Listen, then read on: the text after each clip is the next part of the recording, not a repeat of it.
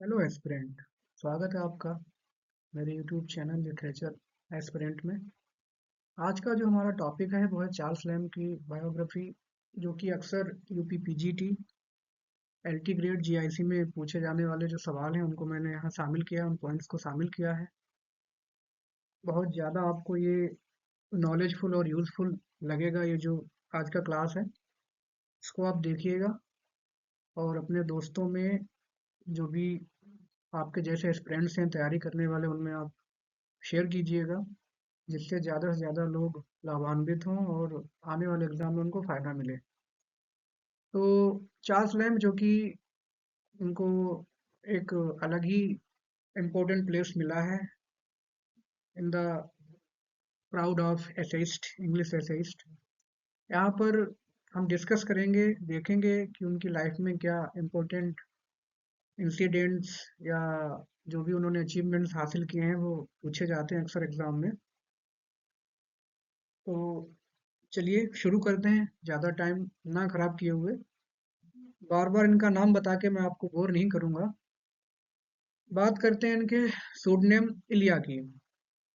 जो इनका सूडनेम है, इन्होंने ये एक को वर्कर थे एक्चुअली। इन्होंने जॉब की थी इंडिया हाउस में, साउथ सी हाउस में।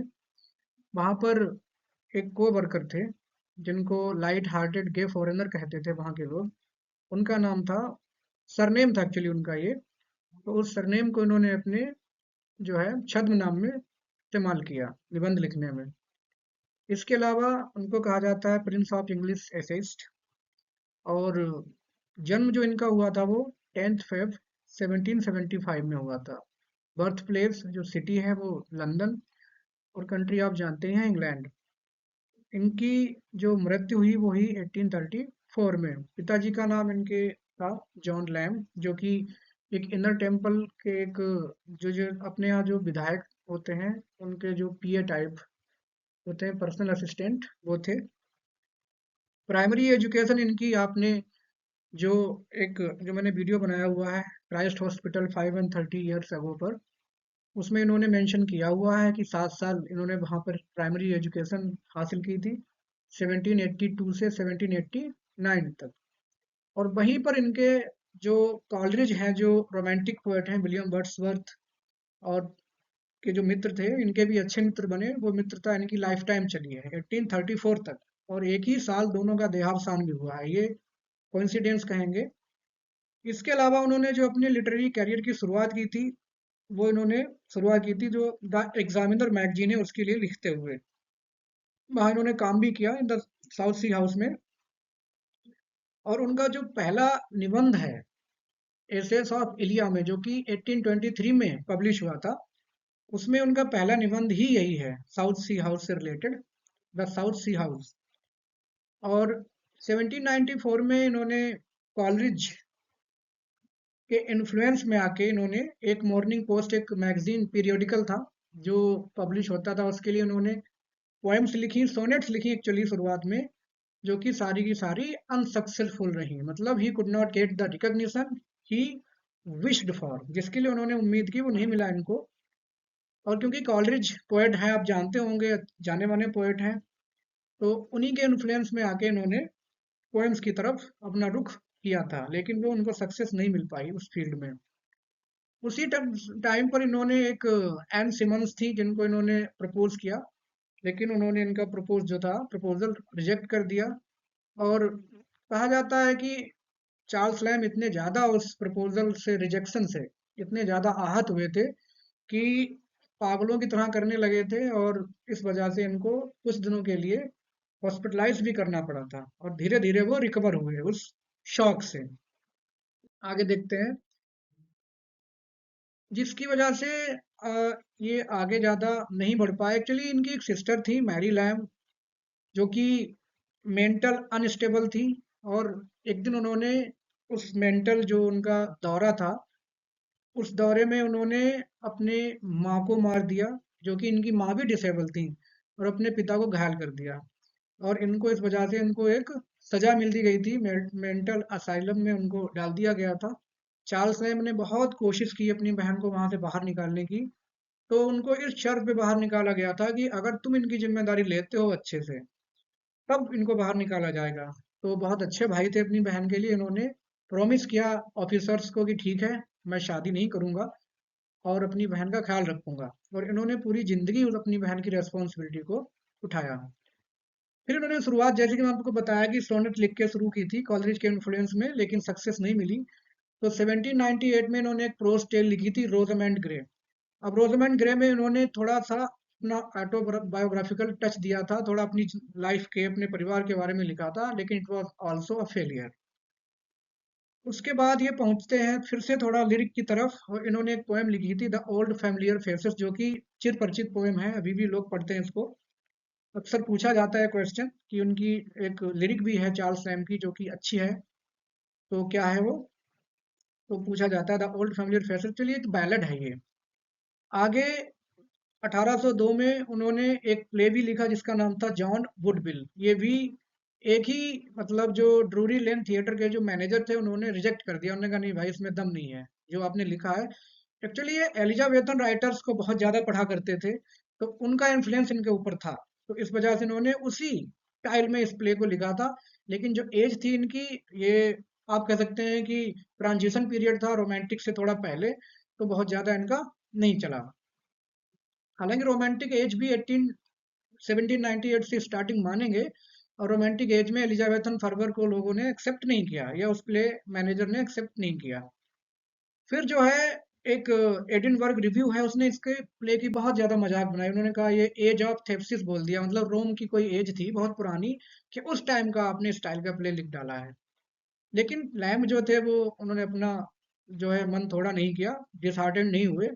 ही wrote another farce, mister H. एक फार्स एक्चुअली क्या होता है? It's mixture of boisterous comedy, लेकिन ये भी फेल रहा। After unsuccessful period of writing, Lamb shifted his focus from poetry to prose. अब वो समझ गए थे कि poetry is not the matter of his domain, समझ गया कि उनके बस की बात नहीं थी, तो फिर वो प्रोज की तरफ मुड़े। लेकिन धीरे धीरे प्रोज में भी उनको बहुत ज्यादा नहीं मिला। कुछ 1807 में उनकी बहन को उन्होंने असिस्ट किया, जिन्होंने लिखा था tales founded on the plays of Shakespeare. Shakespeare के जो प्लेयर्स थे उन पे कुछ कहानियां लिखी उनकी बहन ने, जिस पर इन्होंने उनको सपोर्ट किया कि चलो मैं थोड़ा गाइड करता हूँ क्योंकि मैं लिखता हूँ। लैम्ब ने उसमें जो है वो लिखा था ट्रेजिक पार्ट, और मैरी ने कॉमेडी। चलिए वो टोटल 21 स्टोरीज थी। उन 21 स्टोरीज में करीब 16 स्टोरीज लिखी थी इनकी बहन ने, और 5 चार्ल्स लैम्ब ने। लैम्ब ने इसके अलावा अपनी बहन को थोड़ा और असिस्ट किया था, पोएट्री फॉर चिल्ड्रन एक वर्क आया था उसमें। बाद में जो ली हंट इनके दोस्त थे, ली हंट की एक पीरियोडिकल था द रिफ्लेक्टर, उसके लिए भी उन्होंने शेक्सपियरियन ट्रेजेडीज पर कुछ स्टोरीज लिखी थी, जो कि बहुत ज्यादा प्रचलित नहीं हुई। एक टाइम इनको ऐसा भी लगा 1820 में, एक वर्क्स नाम से इन्होंने कुछ अपना स्टोरीज मिला के सब पब्लिश कराई, लेकिन वो भी अनसक्सेसफुल रही। तो इनको ऐसा लगा कि his career as a writer was finished, सोचा कि अब कुछ नहीं हो सकता। लेकिन तभी क्या होता है, 1820 में ही एक लंदन मैगजीन नाम से एक पीरियोडिकल स्टार्ट होता है, और उसी से ही इनके करियर को थोड़ा सा बूस्ट मिलता है। उसमें इन्होंने अपनी जो है सीरीज, जो कि बाद में फेमस हुई 1823 में, एसेस ऑफ इलिया नाम से इन्होंने अपनी सीरीज उसमें लिखनी शुरू की, जो धीरे धीरे लोगों के बीच में पैठ बनाने में कामयाब हो गई। और उसका पहला जो निबंध था वो था द साउथ सी हाउस, और इन्होंने वही सारी बातें लिखी जो इन्होंने अपने कार्यकाल के दौरान महसूस की थी। आगे उसी समय उन्होंने जो इनका सुडनीम है वो वहीं से, जो कि मैं आपको बता चुका हूँ कि क्लर्क था इनके साथ काम करने वाले, उनसे इन्होंने अडॉप्ट किया था। और जो एसेस ऑफ इलिया जो सीरीज लिखते गए, वो इनका ऐसे पब्लिश हुआ था। एसेस ऑफ इलिया पब्लिश हुआ 1823 में, और the last essays of Elia publish हुआ 1833 में। यहाँ पर ये बात ध्यान देने वाली है, सिर्फ एसेज ऑफ इलिया था 1823, द लास्ट एसेज ऑफ इलिया था 1833, इतना सा अंतर है। एसेज ऑफ इलिया में क्या, अभी तक की जो सीरीज थी वो पब्लिश हुई है, और द लास्ट एसेज ऑफ इलिया में जो भी उन्होंने जितने भी एसेज लिखे थे वो सारे पब्लिश हुए थे।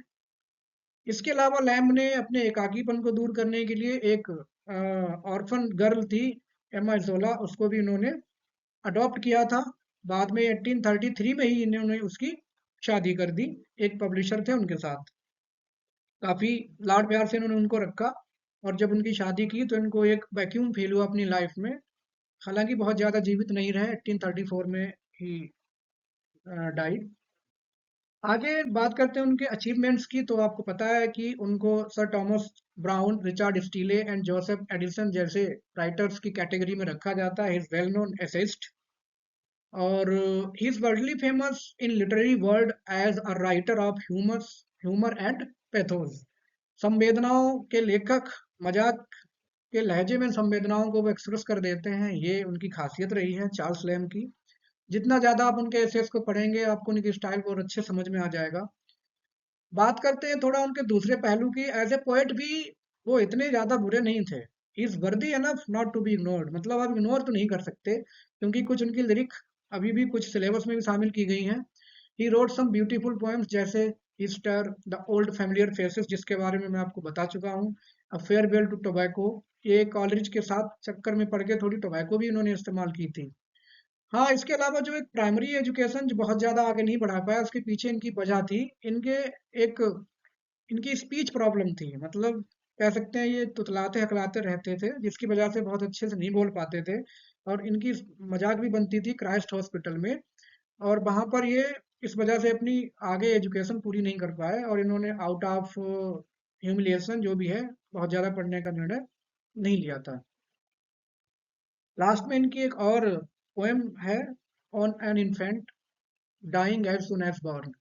ये इनके कुछ इंपॉर्टेंट लिरिक्स भी हैं जो उन्होंने लिखी हुई हैं।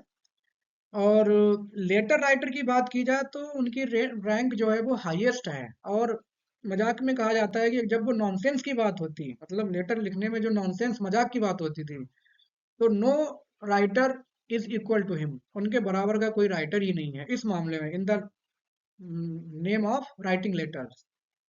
और इनका जो देहावसान हुआ है वो 27 दिसंबर 1834 को हुआ, the same year Coleridge died. तो ये थी चार्ल्स लैम्ब की बायोग्राफी। उम्मीद है आपको पसंद आई होगी। अगर पसंद आई है तो you can like and subscribe, share with your friends and other aspirants. Thanks for watching.